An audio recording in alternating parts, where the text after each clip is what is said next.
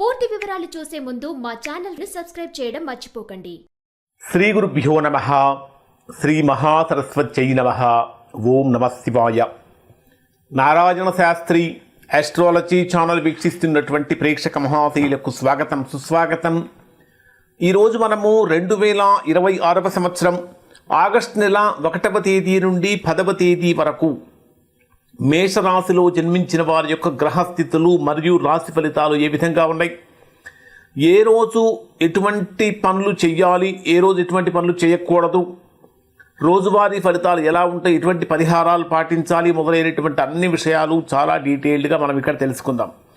ప్రధానంగా మేషరాశిని కనుక పరిశీలించినట్లయితే రాశ్యాధిపతి అయినటువంటి కుజుడు రాశికి తృతీయ స్థానంలో సంచరిస్తున్నాడు.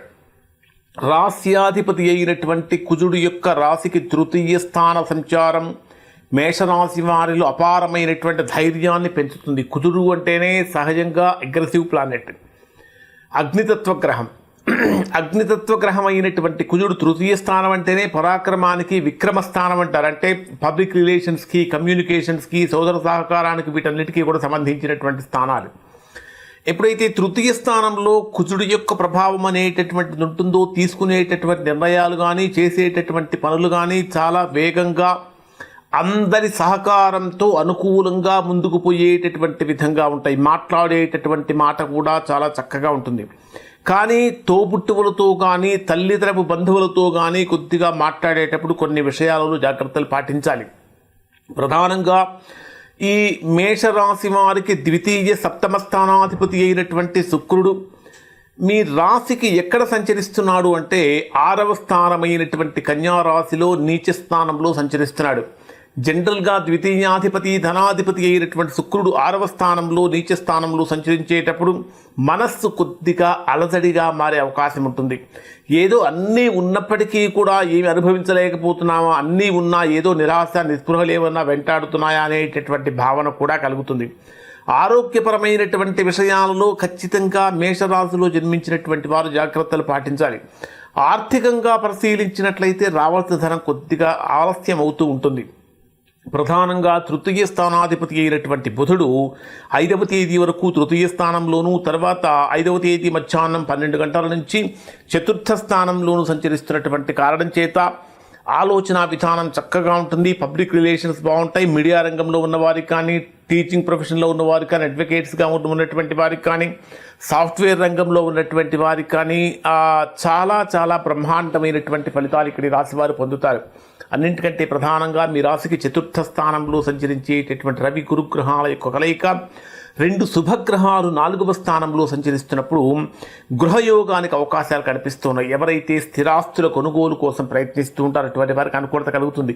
అలానే ఆర్థిక సమస్యలు తీరిపోవటానికి స్థిరాస్తులను ఎవరైతే విక్రయించడం కోసం, అంటే అమ్మటం కోసం చాలా రోజుల నుంచి ప్రయత్నిస్తున్న అవి ముందుకు వెళ్ళక ఇబ్బంది పడుతున్నటువంటి వారికి కూడా, అంటే ఆ స్థిరాస్తుల మూలకంగా ధనలాభం కూడా కలిసి వస్తుందని చెప్పాలి. ప్రధానంగా తీసుకుంటే ఉన్నత విద్య కోసం ప్రయత్నించేటటువంటి వారికి బ్రహ్మాండమైనటువంటి ఉన్నత విద్యా యోగం కూడా ఇక్కడ ఈ రాశి వారికి కనిపిస్తూ ఉన్నది అని చెప్పాలి.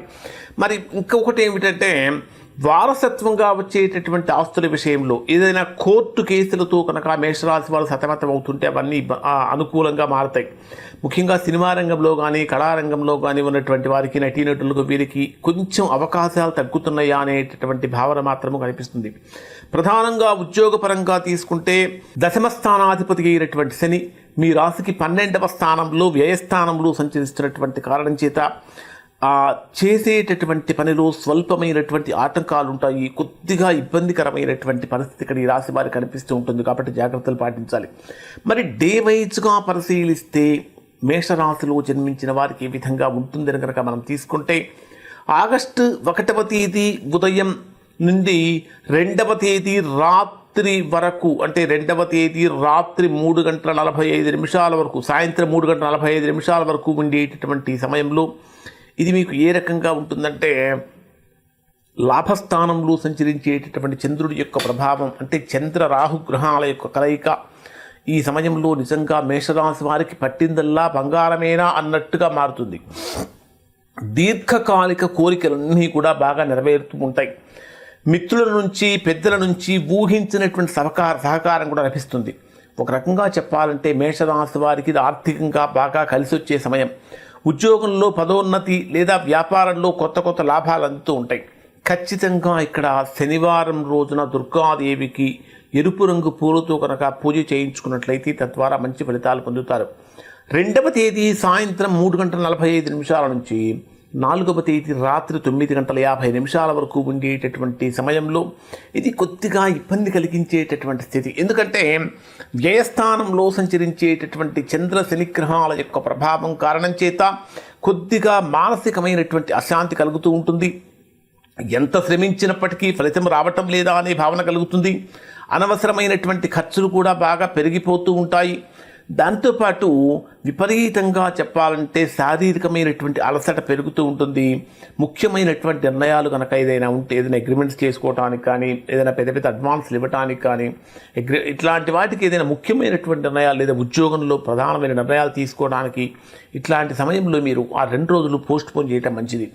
ఖచ్చితంగా ఈ రోజుల్లో మీరు శివుడికి పాలతో అభిషేకం చేయటం వల్ల మంచి ఫలితాలను పొందుతారు. తర్వాత 4వ తేదీ రాత్రి 9:50 నుంచి 6వ తేదీ రాత్రి 1:56 వరకు ఉండేటటువంటి సమయంలో చంద్రుడు మీ జన్మరాశిలోనే సంచరిస్తున్నటువంటి కారణం చేత మరలా గత 2 రోజులుగా మేషరాశి వారు పొందినటువంటి ప్రతికూలతలన్నీ తొలగిపోయి బ్రహ్మాండమైనటువంటి ఉత్సాహంతో నూతనమైన ఉత్తేజంతో ముందుకు వెళ్తూ ఉంటారు. అంటే శారీరకమైన దృఢత్వం పెరుగుతుంది, ఆత్మవిశ్వాసం పెరుగుతుంది, సమాజంలో మీ మాటలకు బ్రహ్మాండంగా విలువ పెరుగుతుంది. నూతన కార్యక్రమాలు ప్రారంభించడానికి, ఆగిపోయినటువంటి పనులు మొదలుపెట్టడానికి ఇది అనుకూలమైన సమయం. ఖచ్చితంగా మీ ఇష్ట దైవానికి ఎరుపు రంగు పూలతో పూజ చేయటం వల్ల మంచి ఫలితాన్ని పొందుతారు. ఇక 6వ తేదీ రాత్రి 1:56 నుంచి 9వ తేదీ ఉదయం 4:02 వరకు ఉండేటటువంటి సమయంలో ఆర్థికంగా మేషరాశి వారికి బ్రహ్మాండమైనటువంటి అనుకూల స్థితి. ఎందుకంటే చంద్రుడు ఉచ్చస్థితిలో సంచరించేటటువంటి సమయంలో ధన ప్రవాహం పెరుగుతుంది. కుటుంబ పరంగా తీసుకుంటే ఆనందోత్సాహాలు పెరుగుతూ ఉంటాయి. అన్నింటికంటే ముఖ్యంగా మంచి రుచికరమైనటువంటి భోజనం ఆస్వాదించడానికి ఎక్కువగా ఇష్టపడుతూ ఉంటారు. వ్యాపారస్తులు కూడా విశేషమైనటువంటి లాభం ఉంటుంది. అయినప్పటికీ కూడా మహాలక్ష్మి అష్టకం పఠించడం వల్ల మంచి ఫలితాలు పొందుతారు. ఇక 9వ తేదీ ఉదయం 4:02 నుంచి 10వ తేదీ రాత్రి వరకు ఉండేటటువంటి సమయాన్ని కనుక మనం పరిశీలించినట్లయితే ఇది మీకు తృతీయ స్థానంలో చంద్రకుజగ్రహాల యొక్క కలయికతోటి ఉన్న వాటికన్నా కూడా ఇంకా అమితమైన ధైర్య సాహసాలతో ఏ పనైనా చేయగలుగుతూ ఉంటారు. సోదరులతో ఉన్నటువంటి మనస్పర్ధలన్నీ తొలగిపోతూ ఉంటాయి. చిన్నపాటి ప్రయాణాలు లాభసాటిగా సాగుతాయి. వృత్తిపరమైనటువంటి ఉద్యోగాల్లో మీ ప్రతిభ తగిన గుర్తింపు లభిస్తుంది. మీ నిర్ణయాలన్నీ విజయ పదంలో ముందుకు వెళ్తూ ఉంటాయి. ఖచ్చితంగా హనుమాన్ చాలీసా పారాయణం చేయటం అనేటటువంటి చాలా చాలా మంచిది. ఇక్కడ ఈ రాశిలో జన్మించినటువంటి వారు అంటే ఎవరైనా సరే ఇంత గొప్ప ఫలితాలు పొందలేక ఇంకా ఇబ్బందులు కనుక పడుతున్నట్లయితే దానికి కారణం ఏమై ఉంటుందంటే మీ వ్యక్తిగత జాతక చక్రంలో ఏర్పడినటువంటి దోషాల యొక్క ప్రభావమై ఉంటుంది. అటువంటి సందర్భంలో ఒక్కసారి మీరు మీ యొక్క వ్యక్తిగత జాతకాన్ని విశ్లేషణ చేయించుకొని దోషం ఎక్కడుందో తెలుసుకొని దోష నివారణ కనుక చేయించుకుని చక్కగా సత్ఫలితాన్ని పొందుతారు. ఇవి మేషరాశి వారికి సంబంధించిన ఫలితాలు. శుభం.